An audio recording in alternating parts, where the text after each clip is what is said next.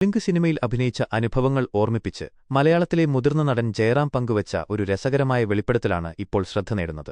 തെലുങ്ക് ഭാഷ അത്ര എളുപ്പമുള്ളതല്ലെന്നും ഡയലോഗുകൾ കൃത്യമായി പറയുന്നതുതന്നെ വലിയ വെല്ലുവിളിയായിരുന്നുവെന്നും ജയറാം പറഞ്ഞു. ഒരു ചിത്രത്തിലെ നിർണായക രംഗം ചിത്രീകരിക്കുമ്പോൾ ഡയലോഗുകൾ ഓർമ്മയിൽ പകർത്താൻ കഴിയാതെ വന്ന സാഹചര്യത്തിലാണ് അപൂർവമായൊരു മാർഗം പരീക്ഷിച്ചതെന്ന് ജയറാം വ്യക്തമാക്കി. ഡയലോഗുകൾ ചെറിയ കുറിപ്പുകളായി എഴുതുകയും അവ സഹതാരമായ അല്ലു അർജുന്റെ മുഖത്തും ശരീരഭാഗങ്ങളിലുമാണ് ഒട്ടിച്ച് രംഗമെടുത്തതെന്നും നടൻ പറഞ്ഞു. അങ്ങനെ ഡയലോഗ് നോക്കിക്കൊണ്ടാണ് അഭിനയിച്ചത് എന്നാണ് ജയറാമിന്റെ തുറന്നുപറച്ചിൽ.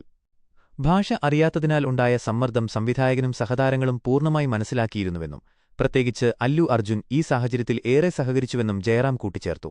ഇത്തരം ചെറുബുദ്ധിമുട്ടുകൾ ഉണ്ടായിരുന്നെങ്കിലും തെലുങ്ക് സിനിമാ മേഖലയിൽ നിന്ന് നല്ല പിന്തുണ ലഭിച്ചതായും അദ്ദേഹം വ്യക്തമാക്കി.